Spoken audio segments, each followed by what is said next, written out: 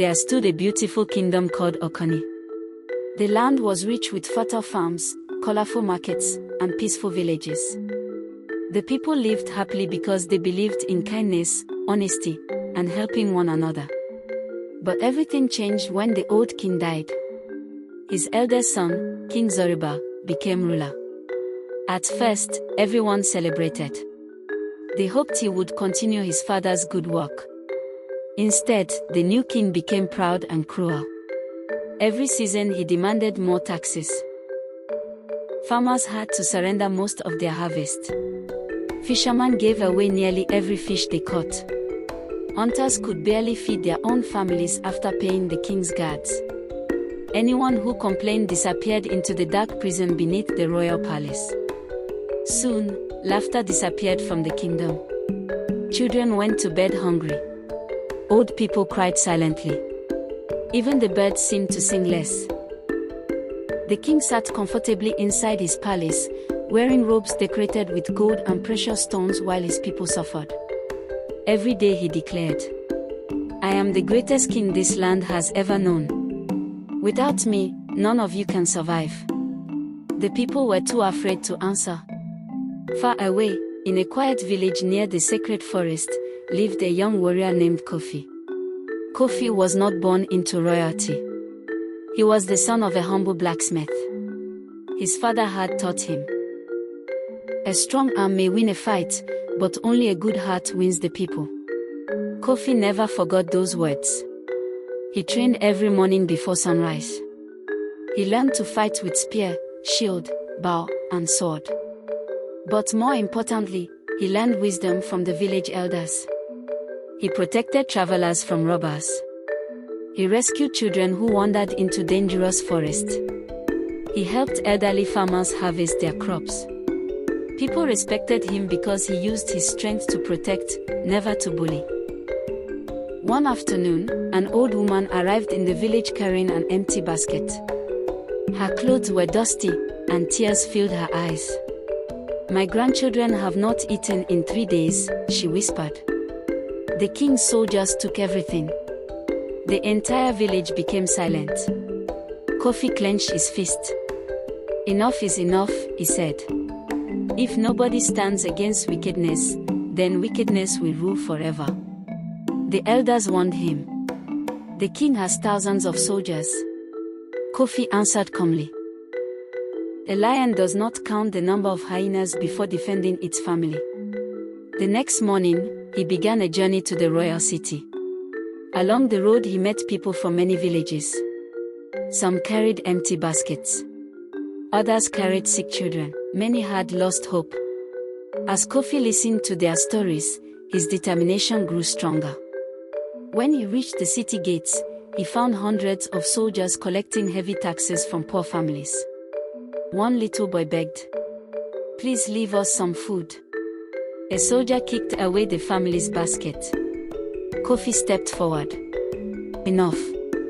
The soldiers laughed. "And who are you?" "I am a man who cannot watch innocent people suffer." The captain ordered, "Arrest him." Several soldiers rushed toward Kofi. With incredible speed, he blocked their attacks without hurting them. He knocked their weapons aside. He pushed them harmlessly to the ground. Within moments, the frightened crowd cheered.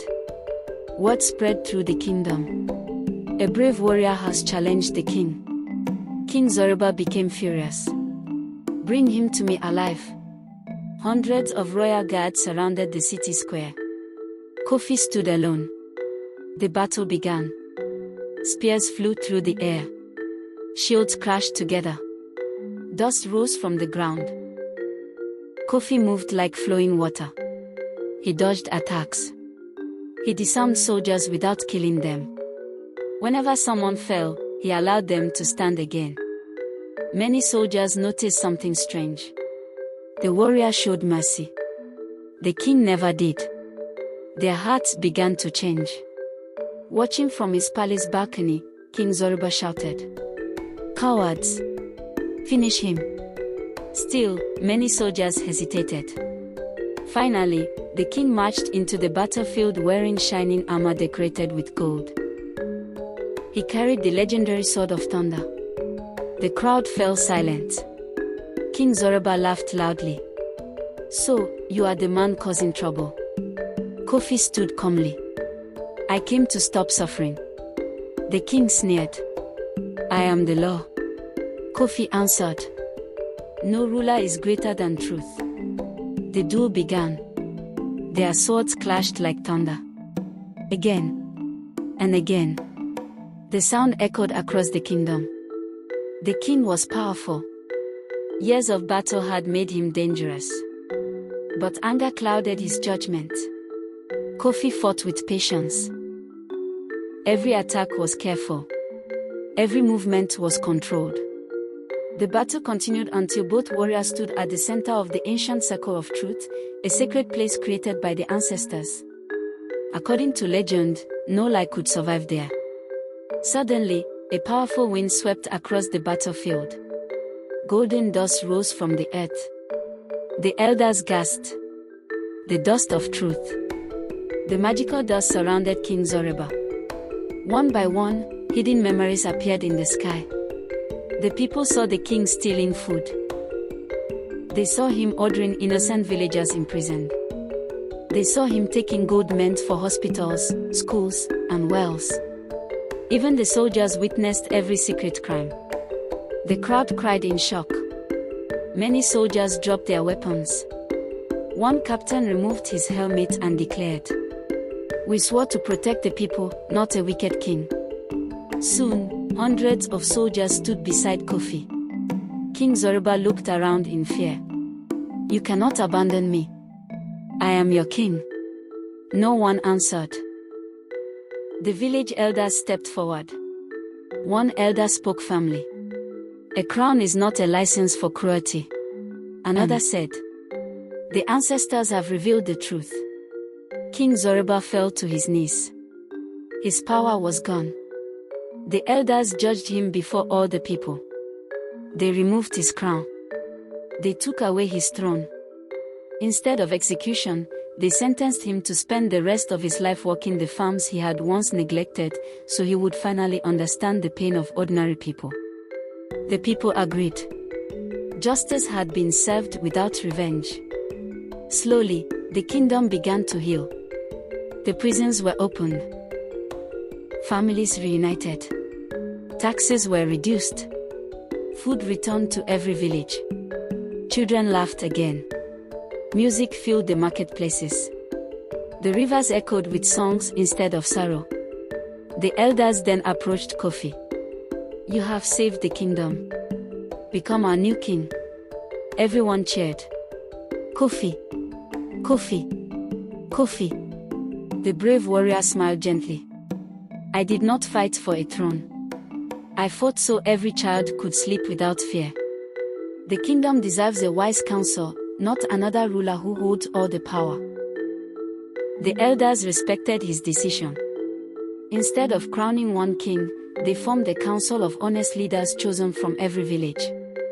Together they ruled with fairness. Kofi returned to his village.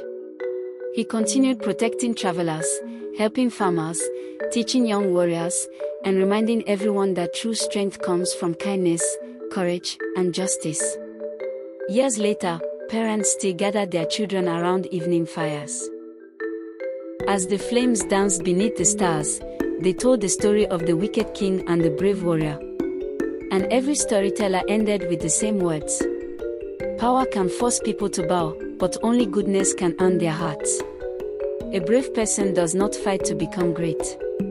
A brave person fights so that others may live in peace. And so, the kingdom prospered for generations, proving that justice, courage, and truth will always shine brighter than greed and fear.